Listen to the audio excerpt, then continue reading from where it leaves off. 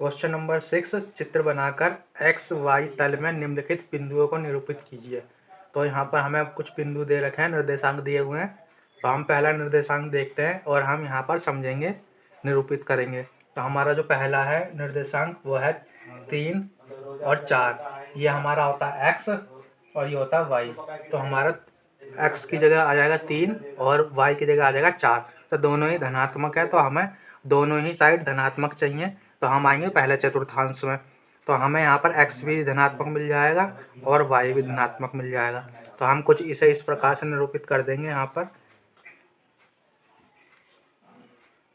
और यहाँ पर कोई भी बिंदु मान लेंगे और यहाँ पर हम ऐसा लिख सकते हैं 3 और 4। कोई बिंदु मान लेते हैं हम a या b, कुछ भी। तो a बराबर हमारे निर्देशांक 3 और 4 यहाँ पर आ जाएंगे। अब हम देखते हैं अपना दूसरे निर्देशांक जो हमें दे रखे हैं 4 और -3। तो हमें यहाँ देखना है x और y, x जो प्लस में हो और y माइनस में। तो हम देख रहे हैं यहाँ पर हमें ऐसी स्थिति हमें दिख रही है चौथे चतुर्थांश में, जहाँ x प्लस है और y नेगेटिव है। तो हम यहाँ देखेंगे चौथे चतुर्थांश में, तो यहाँ पर हमें x दिखेगा प्लस का 4 ये रहा, और हमें चाहिए माइनस का 3। तो हम यहाँ से रेखा खींच सकते हैं यहाँ पर इस प्रकार, और यहाँ पर कोई भी बिंदु मान लेते हैं b। उसके निर्देशांक हो जाएंगे यहाँ पर 4 और -3। अब हम देखेंगे अगला। तो ये है हमारे पास -4 और 5। तो यह आएगा हमारा दूसरे चतुर्थांश में। तो यहाँ देखेंगे हम, हमारे पास x है माइनस का। तो हम यहाँ देखेंगे हमारा -x यहाँ पर 4 है और 5 यहाँ पर हमारे पास प्लस का ये रहा यहाँ। तो हम इसे यूँ करके लिख लेंगे। तो ये चीज़ हमारे आ जाएंगे यहाँ पर -4 और +5। यहाँ बिंदु हम C मान सकते हैं। ऐसे हम देखेंगे अब अगला। यहाँ पर हमारे दोनों माइनस में दिए हुए हैं, तो हम देखेंगे हमारा जो चतुर्थांश है वो हो जाएगा तीसरा, जहाँ पर दोनों हमारा माइनस में है। तो हम x देखेंगे पहले माइनस में, तो हमें यहाँ पर x दिख रहा है माइनस का, और 5 देखेंगे तो हमें यहाँ पर माइनस का 5 ये दिख रहा। तो हम इसे इस प्रकार कर देंगे और यहाँ पर हमारा बिंदु D मान लेंगे। उसके निर्देशांक हो जाएंगे -3 और -5। अब देखते हैं हम अपना अगला। तो हमने 3 और 4 देख लिया, अब हम 5वें पे आ चुके हैं। तो हमारा 5वां जो है वो है x है हमारे पास 4 और y हमारे पास है 0 यानी 0। तो हम सिर्फ यहाँ पर x 4 पर देखेंगे जो कि धनात्मक है। तो हमारी जो स्थिति हो जाएगी वो हो जाएगी यहाँ पर, ये स्थिति हो जाएगी हमारी इस पोजीशन में, ये वाली स्थिति हो जाएगी। तो यहाँ पर हम लिख सकते हैं 4 और 0, जो कि x अक्ष पर है, धनात्मक x अक्ष पर स्थित है जो हमारा जो ये है। तो हम इसे लिख सकते हैं। अब हम देखेंगे अपना अगला। तो वो है -5 और 0।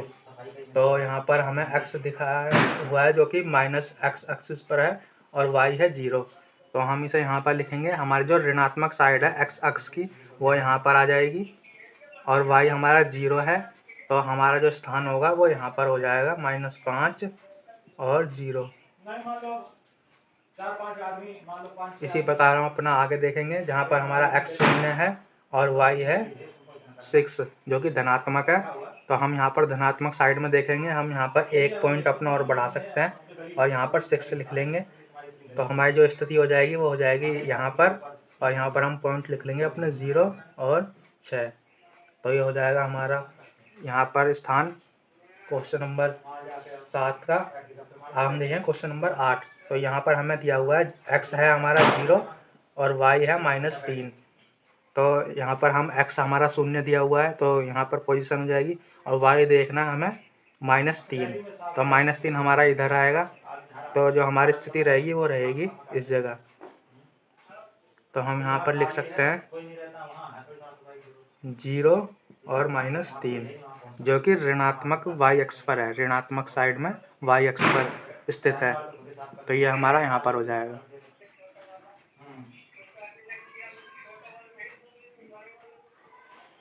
7वां क्वेश्चन। कार्तीय तल में बिंदु P 0 और 5 x अक्ष और y अक्ष से किस और इनसे कितनी दूरी पर स्थित है। तो हमें बिंदु देखने हैं अपने 0 और 5। तो हमें जो x दिया हुआ है वो है 0 और जो y दिया हुआ है वो है 5, जो कि P बिंदु है। तो हमें ये देखना है। तो हमारा जो x हो जाएगा वो यहाँ पर हमारा 0 हो जाता है मूल बिंदु। तो हम यहाँ पर y अक्ष देखना है जो कि धनात्मक साइड है, तो हमारा यहाँ पर है 5।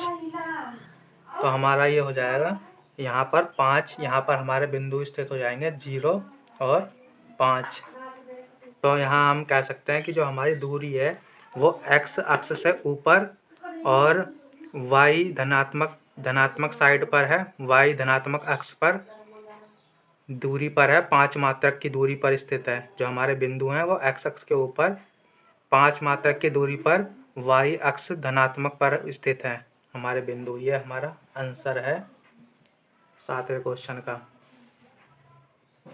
क्वेश्चन नंबर 8, एक बिंदु तृतीय चतुर्थांश में स्थित है, उसकी x अक्ष तथा y अक्ष से दूरी क्रम से 4 तथा 5 मात्रक है, इसके निर्देशांक ज्ञात कीजिए। तो हमें जो मात्रक दिए हुए हैं 4 और 5 दिए हुए हैं, जो कि तृतीय चतुर्थांश में है। तृतीय चतुर्थांश में बताए गए हैं हमें मात्रक। तो हमारा तृतीय चतुर्थांश यह है, और हमारे जो यहाँ पर x और y के जो चिन्ह रहते हैं वो रहते हैं, x हमारा रहता है माइनस में और y हमारा रहता है माइनस में। तो यहाँ पर जो हमारे दोनों ही x और y रहता है वो ऋणात्मक रहते हैं। तो यहाँ पर हमारे ये 4 और 5 दोनों ऋणात्मक होंगे, जो कि तृतीय चतुर्थांश में होते हैं। तो हम इनकी अब स्थिति देख लेंगे। तो यहाँ पर हम देखेंगे -4 हमें यहाँ दिख रहा है, तो हम -4 को आगे बढ़ा देंगे और हमें -5 यहाँ दिख रहा है। तो हम कुछ इस प्रकार से बढ़ा देंगे और इस बिंदु पर हमारे जो निर्देशांक हो जाएंगे वो हो जाएंगे -4 और -5। तो ये हो जाएगा हमारा आंसर। क्वेश्चन नंबर 9, किस चतुर्थांश में या किस अक्ष पर बिंदु हमें दिए हुए हैं -2 और 4, 3, -1, -1, 0, 1 और 2, -3, -5 स्थित है। कार्तीय तल पर इनका स्थान निर्धारण करके अपना उत्तर सत्यापित कीजिए। तो हमें यहाँ पर पहला बिंदु देखेंगे हम। यहाँ पर हमें x और y दिए हुए हैं, जो कि है पहला जो है वो x है हमारा माइनस और y है हमारा प्लस। तो हम ये देखेंगे हमारी जो ये स्थिति बनती है वो कौन से चतुर्थांश में बनती है। तो ये हमारी स्थिति बनती है यहाँ पर द्वितीय चतुर्थांश में। तो हमारी स्थिति यहाँ पर होगी।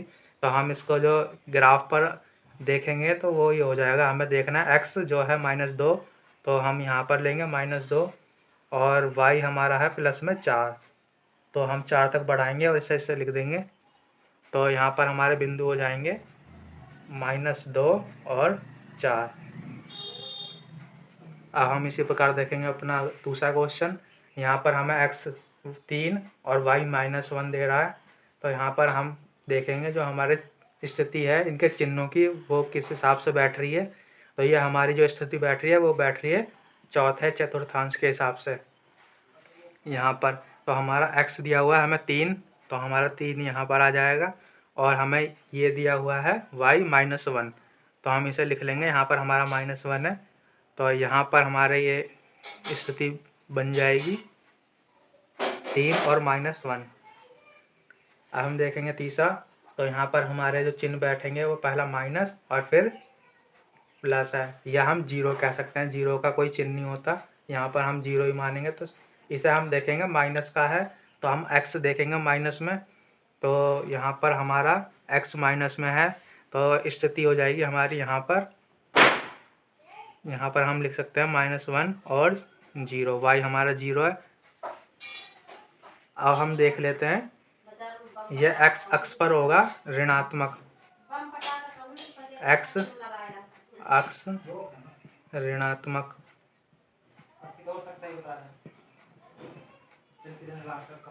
अब देखते हैं क्वेश्चन नंबर 4, जो है x हमें दिया हुआ है और y दिया हुआ है। तो ये हो जाएगा प्लस और प्लस। तो हमारा प्लस और प्लस दोनों रहते हैं पहले चतुर्थांश में। तो हम यहाँ पर देखेंगे हमारा जो x है वो है प्लस में, तो हम प्लस में हमने ये बढ़ा दिया, और y हमारा है 2। तो हमारा जो स्थिति बनेगी वो बनेगी यहाँ। तो हम इसे लिख देंगे 1 और 2। तो हम यहाँ देखेंगे अब अपना 5वां क्वेश्चन। तो 5वां क्वेश्चन हमें दिया हुआ है x है हमारा -3 और y है हमारा -5। तो ये स्थिति हमारी बननी है माइनस और माइनस, जो कि आएगा हमारे तृतीय चतुर्थांश में। तो हम यहाँ पर देखेंगे हमारा x -3 है तो हम -3 देखेंगे यहाँ पर, तो -3, और हमारा y है -5 तो हम यहाँ पर -5 देखेंगे और ये मिला देंगे। यहाँ पर हमारे जो निर्देशांक बनेंगे वो बनेंगे -3 और -5। ये हमारे आंसर हो जाएंगे सभी क्वेश्चनों के। क्वेश्चन नंबर 10, अक्षों पर दूरी का उपयुक्त एकक लेकर नीचे सारणी में दिए गए बिंदुओं को तल पर आलेखित कीजिए। तो हमें यहाँ पर एक सारणी दी हुई है जिसमें हमें x के सभी मान दिए हुए हैं और y के सभी मान दिए हुए हैं। तो हमने यहाँ पर x और y के मान लेकर यहाँ पर अपने 5 क्वेश्चन बना लिए हैं और हमने यहाँ पर उनके चिन्हों द्वारा उनका चतुर्थांश निश्चित करने के लिए यहाँ पर लिख लिया है। हमने उनके चिन्हों को लिख लिया है, तो हम यहाँ पर पहले इनके चतुर्थांश निश्चित करेंगे। तो हमारा पहला चिन्ह जो दिख रहा है माइनस और प्लस, तो माइनस और प्लस की स्थिति हमारी बननी है दूसरे चतुर्थांश में, तो ये हमारा दूसरे चतुर्थांश में आएगा। ये भी हमारा दूसरे चतुर्थांश में आएगा। ये हमारा जिसमें x हमारा 0 है तो इसका कोई चिन्ह नहीं होगा, ना ये धनात्मक होगा ना ऋणात्मक, क्योंकि ये चीज़ हमारी आ जाती है यहाँ पर मिडिल पे, जो मूल बिंदु होता है 0। और यहाँ पर हम देखेंगे तो ये होगा, यहाँ पर दोनों धनात्मक हैं, ये तो हमारा पहला चतुर्थांश में होगा और इसमें हमारा ये पहला धनात्मक और y है ऋणात्मक, तो ये हमारा होगा चौथे चतुर्थांश में। इसे हम लिख सकते हैं ऋणात्मक y अक्ष पर, यह हमारा ऋणात्मक y अक्ष पर होगा। तो हम पहला देखते हैं, पहला क्वेश्चन जो है -2 और -8 वो प्लस में 8। तो पहला हमारा हो जाएगा, हमें देखना है x जो कि माइनस में होगा, तो -2 और प्लस का 8 देखना है। तो ये हमारा यहाँ से चालू होगा और यहाँ प्लस का 8 यहाँ है, तो यहाँ पर ये हमारा हो जाएगा। तो हम यहाँ पर लिख देंगे -2 और 8। अब हम देखेंगे अपना दूसरा क्वेश्चन, यहाँ पर हमें दिया हुआ है -1 और -7। तो हम इसे इस प्रकार बना देंगे, -1 प्लस का 7, ये -1 हमारा यहाँ पर है, तो यहाँ पर ये हो जाएगा हमारा -1 और प्लस का 7। अब हम अपना ये देखेंगे तीसरा क्वेश्चन, जिसमें हमें दिया हुआ है 0x है और माइनस में है 1.25।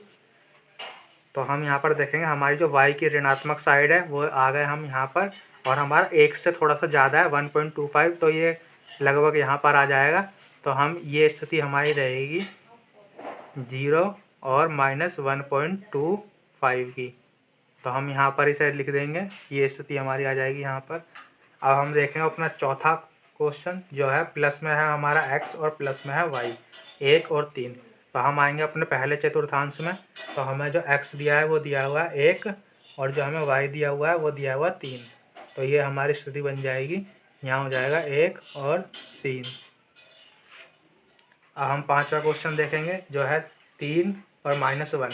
x हमें दिया हुआ 3 और y दिया हुआ -1। यहाँ पर देखेंगे हम प्लस और माइनस की स्थिति बननी है जो कि चौथे चतुर्थांश में है।